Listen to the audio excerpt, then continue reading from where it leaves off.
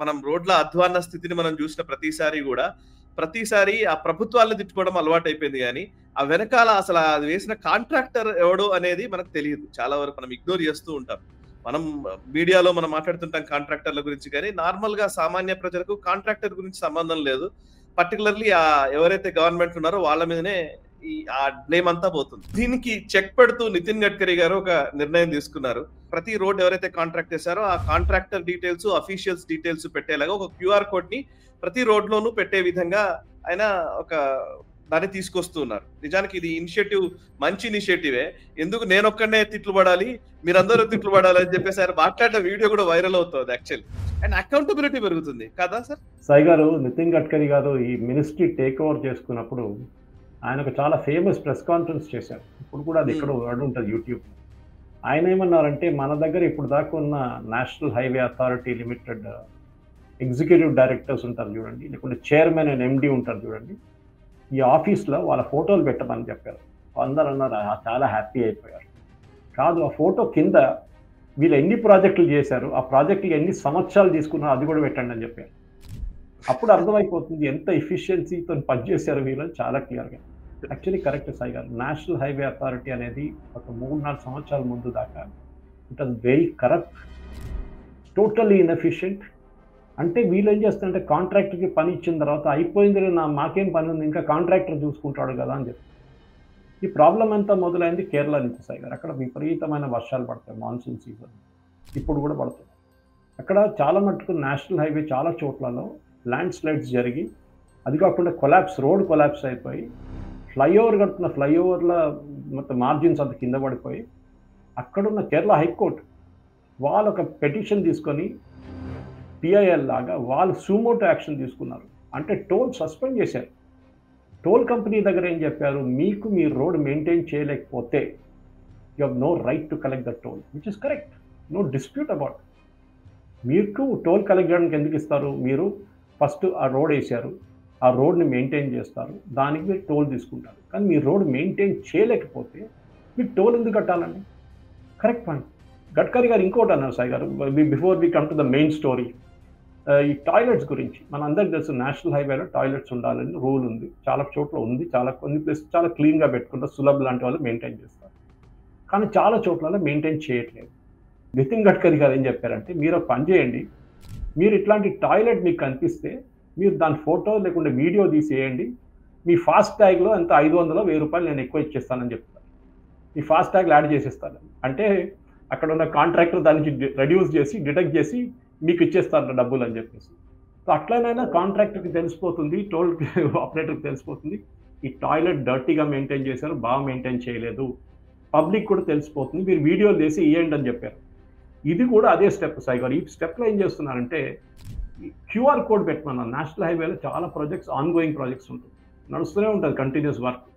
అక్కడ మీరు YouTube videos పెట్టండి, అది కాకుండా క్యూఆర్ కోడ్స్ పెట్టండి. ఆ క్యూఆర్ కోడ్ స్కాన్ చేయగానే మీకు ఆ కాంట్రాక్టర్ ఎవరు, ప్రాజెక్ట్ ఎప్పుడు స్టార్ట్ అయింది, ప్రాజెక్ట్ ఎప్పుడు ఎండ్ కావాలి, ప్రాజెక్ట్ కాస్ట్ ఎంత, ప్రాజెక్ట్ బ్యాక్లాగ్ ఎంత, అంటే మైనస్ ఎంత నడుస్తుంది, అంటే ఒక 2 సంవత్సరాల తర్వాత ఫినిష్ చేయాల్సింది కాదు, 2 కాదు 3 సంవత్సరాలు పడుతుంది, అంటే -1 year వెళ్ళిపోతుంది ఆల్రెడీ. ఈ డీటెయిల్స్ అంతా పెట్టండి. నేను ఎందుకు తిట్లు తినాలి అంటున్నారు ఆయన. మైక్యో గాలి ఖావు అంటారు. ఎందుకంటే అందరూ మీరు చూసుంటారు, లాస్ట్ ఒక 5-6 నెలల్లో నితిన్ గడ్కరీ గారి విపరీతమైన అటాక్ జరుగుతుంది సోషల్ మీడియా. అది చాలా మట్టుకు 90% కాంగ్రెస్ వాళ్ళు చేస్తున్న పని. అది ఎక్కడో గుంత కనిపిస్తే అక్కడ వెళ్ళి ఫోటో తీసుకొని వీడియో తీసుకొని, చూడండి నేషనల్ హైవే మొన్ననే కట్టారు, ఇప్పుడు ఏమైపోయింది చూడండి దాని పరిస్థితి, మొత్తం ఒక వర్షం రాగానే మొత్తం కొట్టుకుపోయింది, ఇటువైపు అంతే, నిన్న కూడా మన ఆంధ్ర వైపు కొంచెం కొలాప్స్ అయింది, తెలంగాణ వైపు కూడా కొలాప్స్ అయింది వర్షాల్లో. No problem, they will restore it. కానీ ఇప్పుడు ఏమైపోయిందంటే చిన్న దానికి కూడా national highway is not involve, ఆయన మినిస్ట్రీ కూడా ఇన్వాల్వ్ కాని ప్రాజెక్ట్ కూడా ఫోటో తీసేస్తున్నారు గడ్కరీ గారి మీద. దానికోసం ఆయన అంటున్నారు, మీరు క్యూఆర్ కోడ్ పెట్టండి, ప్రతి ప్రాజెక్ట్కి మీరు డిఫరెంట్ ప్లేసెస్లో క్యూఆర్ కోడ్ పెట్టండి, దాంతో సహా అక్కడ నడుస్తున్న వర్క్కి రెగ్యులర్ అప్డేట్స్గా యూట్యూబ్, మీరు కూడా కాంపిటీషన్, మీకు వాడు వీడియో వేస్తుంటే గుంతలు ఉందంటే మేము గుంతలు లేదని చూపించడానికి మీరు కూడా పెట్టండి అంటున్నారు. సో అది కాకుండా హోర్డింగ్స్ మీద పెట్టమంటున్నారు. డెఫినెట్గా మనం టోల్ బూత్ ధర వెళ్తున్నప్పుడు మీకు హోర్డింగ్లు కనిపిస్తుంది, దాని పక్కన అది కూడా పెట్టండి. సో దట్ వాళ్ళు స్కాన్ చేసుకొని, పబ్లిక్ వాళ్ళు యూజర్స్ స్కాన్ చేసుకొని ఎవడు కాంట్రాక్టర్ ఎవరు ఒఫీషియల్స్ అనేది చేయనించి వాళ్ళ టెలిఫోన్ నెంబర్తో సహా పెట్టమంటున్నారు. అంటే విపరీతమైన తిట్లు తట్టలేదు వీళ్ళకి డెఫినెట్గా.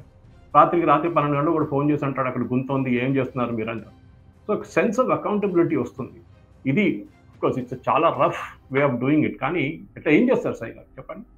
ఒక కాంట్రాక్టర్కి ఒక పని అప్పగించిన తర్వాత ఎన్హెచ్ఏ వాళ్ళు దాన్ని సూపర్వైజ్ చేయాలి.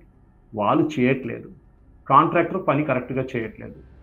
వాడు ఎక్స్క్యూజ్ ఉంటుంది. వాడికి నాకు పనులు దొరకట్లేదు, నాకు వర్షాలు పడుతున్నాయి విపరీతంగా, నాకు ఈ ప్రాబ్లం ఉంది ఆ ప్రాబ్లం ఉంది అంటారు.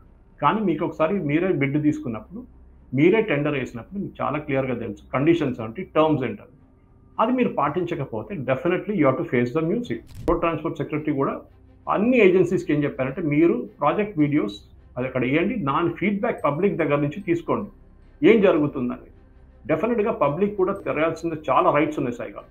ఎందుకంటే ఇప్పుడు మనం చూస్తున్నాం 670 అదే గడ్కరీ గారు చెప్తున్నారు ఇన్ఫ్రాస్ట్రక్చర్ పీపుల్ సెంట్రిక్ ఉండాలి, సిటిజన్స్ కన్వీనియన్స్ ఉండాలి. మొన్ననే నాకు ఇక్కడ సికింద్రాబాద్లో ఒక పెట్రోల్ బంక్లో ఒక టాయిలెట్ గురించి నేను ఒక స్టోరీ చేశాను ట్విట్టర్లో. నేను చూస్తే ఒక లేడీ అక్కడ టాయిలెట్ యూజ్ చేయడానికి వచ్చింది సాయి గారు. She was not somebody was come to fill the petrol. ఆమె పాపని తీసుకొచ్చింది, పాసిబుల్ పాపకి టాయిలెట్ యూజ్ చేయాలి. చూస్తే టాయిలెట్ లాక్ ఉంది. ఇప్పుడు నేను అడిగాను, నా బండిలో పెట్రోల్ నింపుతున్నా ఆమె అడిగానమ్మా అక్కడ ఆ పాపం వెయిట్ చేస్తున్నా ఆమె ఎక్కడ చాలా అంటే అది ఎక్కడ పడుంటుంది సార్ అంటుంది. యాటిట్యూడ్ చూడండి, ఎక్కడ పడుంటుంది సార్ అంటుంది. నేను అక్కడ ఉన్న మేనేజర్ దగ్గర వెళ్ళి కలిసి ఆయన దానికన్నా లేజీ ఫెలో ఆయన వచ్చి చూసి సార్ అది వీళ్ళు యూజ్ చేస్తే డర్టీ చేసేస్తారు సార్ అని నేను చెప్పాను. That is your job to maintain it. Me job అది మెయింటైన్ చేయడం. అప్పుడు లక్కీగా ఏంటంటే అక్కడ సేల్స్ మేనేజర్ నంబర్ రాసి పెడతారు వీళ్ళు, వాళ్ళ కంపెనీది బీపీసీఎల్ అనుకుంటారు. వాళ్ళ నంబర్ తీసుకొని ఆయన కాల్డ్ హిమ్ అప్. ఆయన చాలా పాజిటివ్గా రెస్పాండ్ చేసి sir I will immediately issue notice అన్నారు. చేశారు కూడా సాయంత్రం దాకా. మన ప్రజలు కూడా చేయరు సాయి గారు. మన ఒక టాయిలెట్ డర్టీగా ఉంటే నథింగ్ గడ్కరీని ఒక ట్వీట్ వేసి తిట్టేద్దాం అయిపోయింది. లేకుంటే స్టేట్ హైవే ఉంటే రేవంత్ రెడ్డిని తిట్టేది. అది కాదు. మీ రోల్ ఏంటి దాంట్లో? You have to show. చెప్పినట్లు వీడియో తీయండి, ఆ వీడియో వేయండి, అప్లోడ్ చేయండి and definitely demand accountability. 670 road side amenities ఉన్నప్పుడు దాన్ని మెయింటైన్ చేయాల్సింది వాళ్ళ బాధ్యత టోల్. ఎందుకంటే టోల్ కలెక్ట్ చేస్తున్నారు.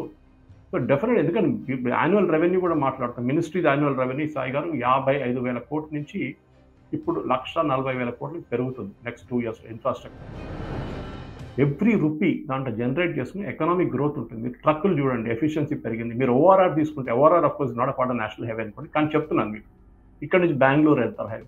మీ ఎఫిషియన్సీ పెరిగింది, మీ ఫ్యూయల్ ఎఫిషియన్సీ పెరుగుతుంది, మీ టైర్ లైఫ్ పెరుగుతుంది, టోల్ కట్టాల్సి వస్తుంది. Yes correct, there is no doubt about it.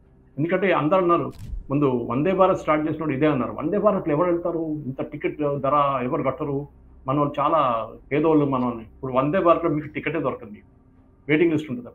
So డెఫినెట్గా ఇప్పుడు ఇది కట్టడం ఒకటే కాదు Sai garu, 25,000 square kilometres of national highway 4 lanes నుంచి కనెక్ట్ చేస్తున్నారు. అది కాకుండా మేజర్ పోర్ట్స్ నుంచి కనెక్ట్ చేస్తున్నారు. అండ్ హైవేస్ 2 లక్షల కోట్ల ప్లాన్ నడుస్తుంది. These are all happening. I think one of the most efficient ministers క్యాబినెట్లో Piyush Goyal, Nirmala Sitharaman and I think I will name Nitin Gadkari also. చాలామంది ఉన్నారు, జయశంకర్ గారు of course at different level ఆయన. కానీ చాలామంది ఉంటారు, I may missed a few names. కానీ చాలా ఇంపార్టెంట్ సాయి గారు, ఎందుకంటే ఇన్ఫ్రాస్ట్రక్చర్ డెవలప్మెంట్ లాస్ట్ 11 సంవత్సరాలు మోదీ గవర్నమెంట్ అంతా జరిగింది. 70 సంవత్సరాల్లో లేకుండా 60 సంవత్సరాలు పెట్టుకుందాం, 60 సంవత్సరాలు కూడా పెట్టుకోండి అండర్ కాంగ్రెస్ కూడా జరగలేదు. అది చాలా important. We have to realise that. అది మనం నేషనల్ హైవే మీద రైడ్ చేస్తున్నప్పుడు ఎస్ గుంతలు కనిపిస్తే వర్షాలు పడినా మీరు you have to hold them accountable. ఆ టోల్ ఎందుకు కలెక్ట్ చేస్తున్నాడు వాడు చేయాల్సిందే. కేరళ లాంటి త్రిశూర్ గారు ఆ టోల్ ఆపేశారు వాళ్ళు, కేరళ స్టేట్ హైకోర్టు. డెఫినెట్లీ అట్లనే ఇక్కడ కూడా చేయాలి. మీరు పని చేయకపోతే shut off the toll, no toll, collect చేయకూడదు టోల్, అయిపోయింది. ఈ వీడియో మీకు నచ్చినట్టయితే లైక్ చేయండి, 10 మందికి షేర్ చేయండి. అలాగే కామెంట్ల రూపంలో మీ అభిప్రాయాలను మాతో పంచుకోండి. Nationalist hub group of channels ను సబ్స్క్రైబ్ చేసుకుని తెలుగునాట జాతీయవాద జర్నలిజాన్ని ప్రోత్సహించండి. ఈ వీడియో కింద ఉన్న బెల్ ఐకాన్ పై క్లిక్ చేయడం మర్చిపోవద్దు.